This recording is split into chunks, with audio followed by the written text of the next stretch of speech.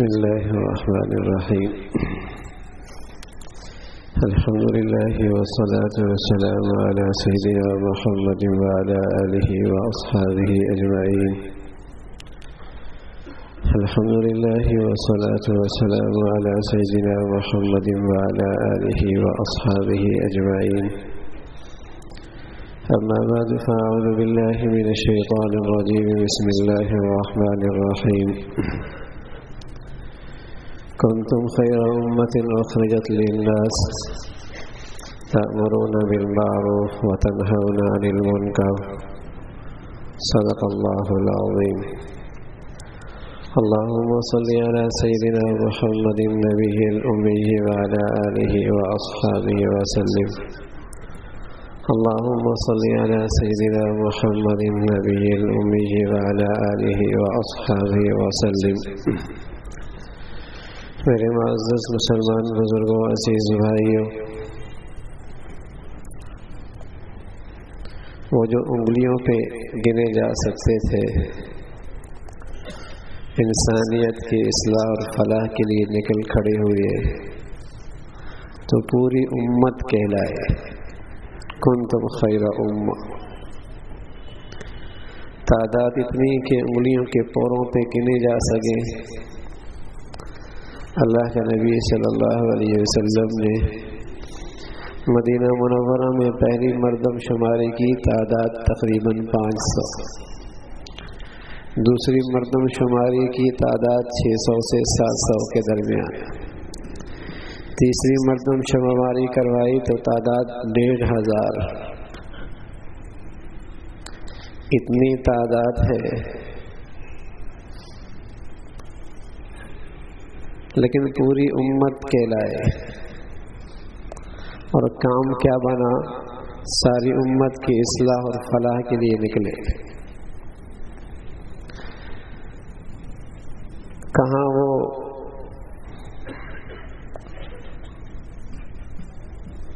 دنیا کے اندر ایسی قوم، کوئی دنیا کی مہذب سلطنت اسے اپنے سرحد میں لینے کے لیے تیار نہیں. اور کہاں ان کی کایا پلٹتی ہے، اور کیسے ان کی کایا پلٹتی ہے کہ پلک جھپنے کے بقدر وہ دنیا کو بدل دیتے ہیں. قیصر و کسریٰ کے تاج ان کے پاؤں تلے روندے جاتے ہیں. دنیا کے اندر دنیا والوں کو اخلاق کا اور تہذیب کا سبق پڑھاتے ہیں.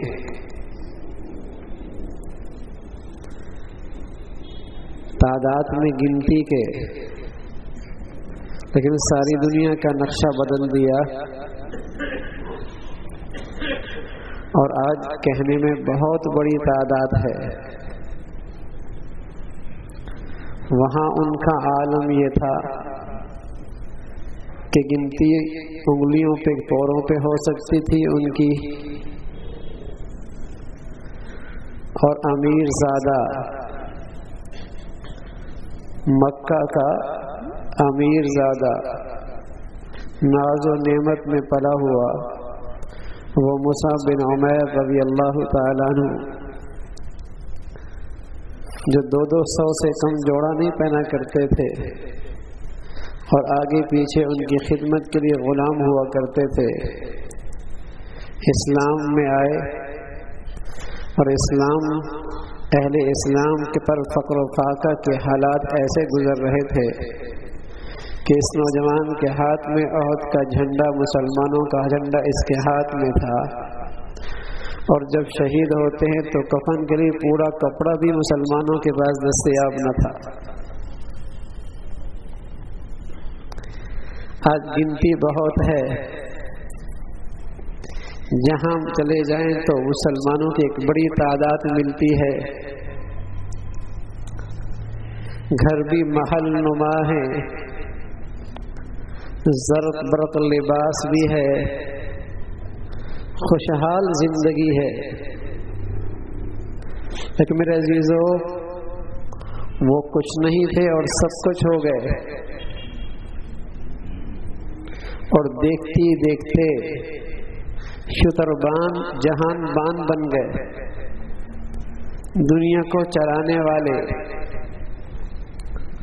اور آج اس سے بھی پیچھے چلے گئے۔ وہ گنتی پوروں پہ گنتی گنی جائے، اور دنیا کے لحاظ سے وہ خوشحال بھی نہیں، روکی سوکھی کھانے والے، لیکن دنیا کے قیس و کسریٰ کی سلطنتیں ان کے پاؤں کی گرد بنتی ہیں، اور جہاں جاتے ہیں عزت پاتے ہیں، اور دنیا کو اخلاق اور تہذیب کا سبق سکھاتے ہیں، زندگی گزارنے کا طریقہ دیتے ہیں۔ اور دیکھنے میں آج مسلمانوں کی تعداد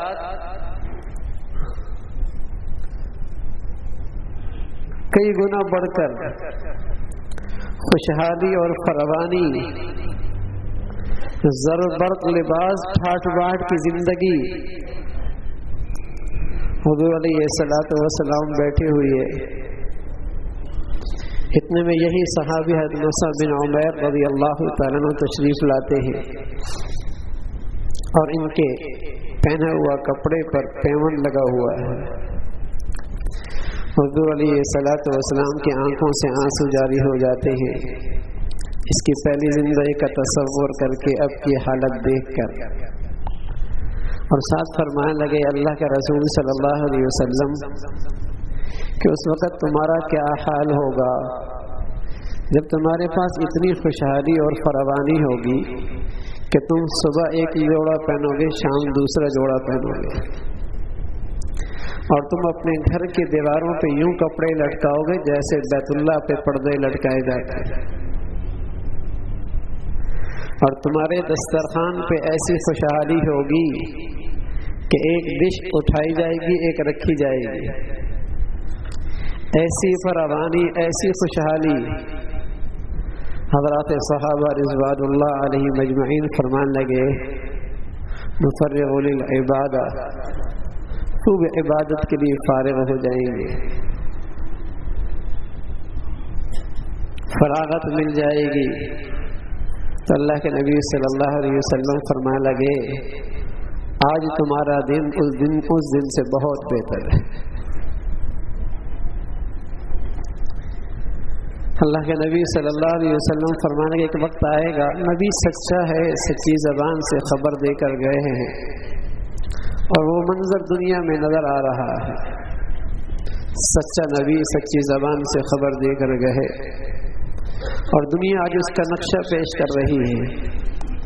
فرمان لگے اس وقت تمہارا کیا حال ہوگا جب سارا کفر تمہارے خلاف یوں متحد ہوگا اور تمہیں یوں چیر پھاڑنے کے لیے اکٹھا ہوگا جیسے بھوکے کسی دسترخوان پہ دوڑ پڑتے ہیں۔ نادان لوگ یہ کہا کرتے ہیں کہ مغرب میں اور یورپ میں بڑا انصاف ہے۔ میرے عزیزوں، ان کے تعلیم میں اور ان کے نظام تربیت میں اچھی شہریت کا سبق پڑھایا جاتا ہے۔ وہ افراد کے حق میں ناانصافی نہیں کرتے، چھوٹی چھوٹی بد اخلاقیاں نہیں کرتے۔ ان کا یہ تعلیمی ماحول مزاج سمجھاتا ہے کہ افراد سے ناانصافی نہیں کرنی، قوموں اور ملکوں کے ساتھ ناانصافی کرنی۔ اپنی چھوٹی سی شہریت میں رہ کر افراد کے ساتھ گھٹیا حرکت نہیں کرنی، لیکن قوموں کے ساتھ گھٹیا اور ناانصافی اور ظلم کا معاملہ کرنا ہے۔ وہ اپنے بازار میں تو ناانصافی نہیں کرتے، لیکن وہ اپنے مفادات کے لیے معصوم بچوں کو دنیا کے دوسرے سرحدوں پر بھی انہیں ذبح کر دیا کرتے ہیں، اور اپنے مفادات کے لیے قوموں کو اجاڑ دیا کرتے ہیں، ملکوں کو تباہ کر دیا کرتے ہیں، اپنے زر خرید غلاموں کو خرید کر ملکوں کے اندر انتشار پھیلایا کرتے ہیں۔ وہ قوموں سے ناانصافی، ملکوں کے ساتھ ناانصافی کرتے ہیں۔ وہ بڑے ظالم ہیں، بڑی ناانصافی کرتے ہیں۔ تو اللہ کا نبی سچی زبان سے بتا کر گئے کہ ایک وقت ایسا آئے گا کہ کفر تم پہ چڑھ دوڑے گا اور اس میں ان سب کا اتفاق ہوگا. تو حضرات صحابہ رضوان اللہ علیہم اجمعین فرمانے لگے کیا رسول اللہ کیا اس وقت ہماری تعداد تھوڑی ہوگی؟ فرمانے بہت بڑی تعداد ہوگی، بہت بڑی تعداد ہوگی، لیکن تمہارے دلوں سے ان کا رعب نکل جائے گا، تم ان سے مرعوب ہو جاؤ گے، تمہارے دلوں ان کے دلوں سے تمہارا رعب ختم ہو جائے گا، تمہارا دبدبا ان کے اندر سے نکل جائے گا، اور تم یہ حیثیت سیلاب پہ آنے والا اوپر کچرے کی مانند ہوگی. فرمایا رسول اللہ یہ کیوں ہوگا؟ فرمایا حب الدنیا و کراہیت الموت، تم جینا چاہو گے مرنا نہیں چاہو گے، تم جینا چاہو گے مرنا نہیں چاہو گے، تم پھر منڈیوں کا مال بن جاؤ گے، تمہارا دام لگے گا، تمہارے بادشاہوں کا بھی لگے گا، تمہارے وزیروں کا بھی لگے گا، تمہارے لیڈروں کا بھی لگے گا، تمہارے امیروں کا بھی لگے گا، تمہارے غریبوں کا بھی لگے گا، تم منڈیوں کا سامان ہوگے، دنیا تمہاری قیمت لگایا کرے گی، کون کتنے کا بکتا ہے. دنیا پرس وہ منڈیوں کا سامان بن جایا کرتا ہے. لوگ پھر انہیں زر خرید غلام کی طرح خریدا کرتے ہیں، ان کی قیمت لگتی ہے، ان کے لیڈروں کی بھی، ان کے اقتدار کی بھی، ان کے وزیروں کی بھی، ان کے بادشاہوں کی بھی، اس قوم کی پھر قیمت لگا کرتی ہے. وہ منڈیوں کا سامان بن جایا کرتے ہیں، بیکاؤ مال بن جایا کرتے ہیں. تو اللہ کے نبی صلی اللہ علیہ وسلم فرمانے لگے کہ وقت آئے گا کہ کفر تمہیں مٹانے کے در پہ ہوگا، اور وجہ یہ ہوگی حب الدنیا و کراہیت الموت، تم جینا چاہو گے مرنے سے ڈرو گے، مرنے سے ڈر جاؤ، بزدل ہو جاؤ گے. دنیا کی محبت آدمی میں بزدلی پیدا کرتی ہے، بلکہ اس کے اندر سے ساری شجاعت اور اخلاقی خوبیوں سے اسے عاری کر دیتی ہے. دنیا کا پرستار، دنیا جو دولت اور عہدے اور منصب کی پرستش کرتا ہے، وہ بدترین جانور بنتا ہے، بدترین گھٹیا.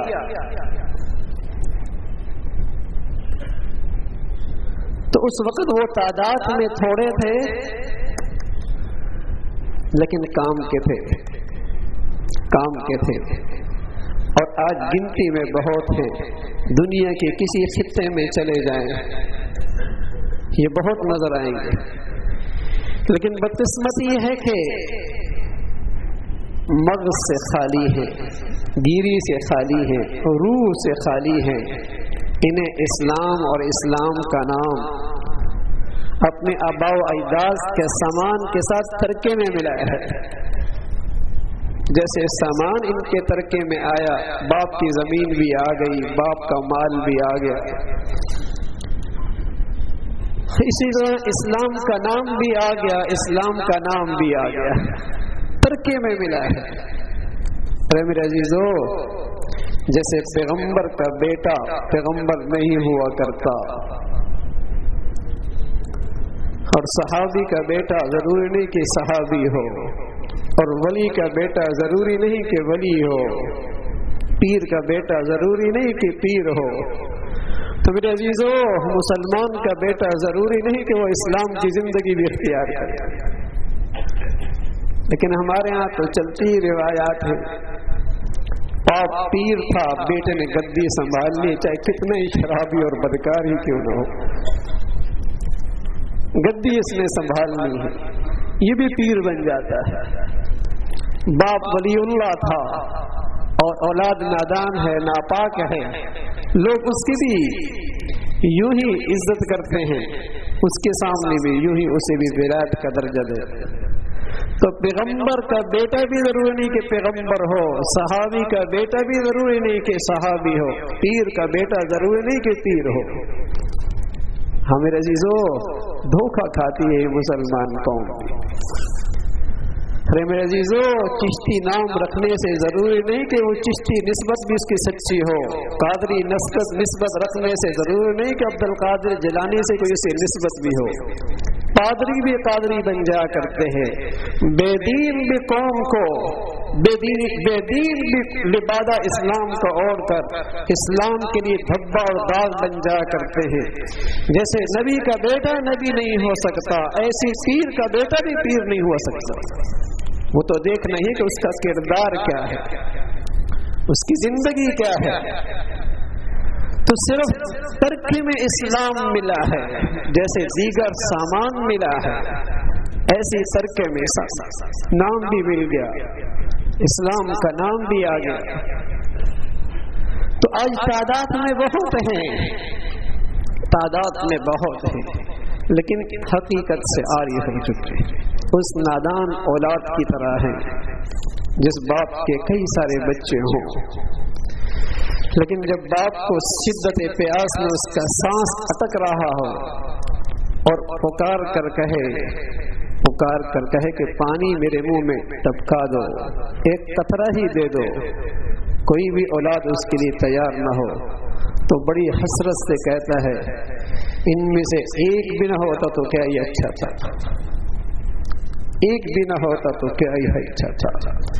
اسلام بھی آج جب اپنی روحانی اولاد کی طرف نظر اٹھا کے دیکھتا ہے تو یہی امید رکھتا ہے، زبان حال سے کہتا ہے وہ تھوڑے تھے اور آج بہت ہیں، کیا یہ اچھا ہوتا ان میں ایک بھی ہوتا اور ان میں کوئی بھی نہ ہوتا.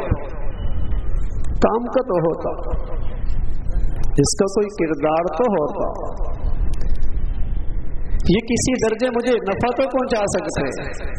کتنے ہیں نام کے لیکن انہیں آج کلمے کے الفاظ بھی صحیح نہیں ہوتے. کتنے ہیں روایت چلا آیا ہے ان کا اسلام کی طرف، ان کی طرف نام مسلمانوں کا، کتنے انہیں کلمے کا صحیح مفہوم بھی کوئی نہیں پتا. قرآن کے صریح شرک کی طرح وہ شرک کی زندگی گزار رہے. کتنے ہیں ان میں سے ایسے جو کسی طرح بھی اسلام کے لیے مسلمانوں کے لیے مفید نہیں، بلکہ بہت تھوڑے سے مال سے مسلمانوں میں انتشار اور مسلمانوں کے خلاف استعمال کیا جا سکتا. کتنے ایسے، کتنے ہیں ان میں سے ایسے جن کا وجود ہی اسلام کے ترقی میں رکاوٹ ہے، جن کا وجود ہی. کتنے ہیں ان میں سے ایسے کہ جنہیں مسلمانوں کی ترقی عزت کا کوئی درد نہیں، وہ اپنے من میں خوش ہیں، اپنے من میں اپنی زندگی گزار رہے ہیں. ان کی سب سے بڑی زندگی کا مقصد ان کا اپنا معدہ، ان کی اپنی شہوت کو پورا کرنا، اس سے آگے ان کی سوچ ہی نہیں جاتی. حالانکہ اللہ نے اسے ایک بہت بڑی ذمہ داری دی تھی، ایک امت سے جوڑا تھا. کنتم خیر امت اخرجت للناس تأمرون بالمعروف وتنہون عن المنکر. یہ تمام مادی مفادات سے بلند پر رہ کر زندگی گزارا کرتی تھی اور یہ انسانیت کی صلاح اور فلاح کے لیے دنیا میں آئی تھی. یہ دنیا میں انسانیت کی صلاح اور فلاح کے لیے آئی تھی.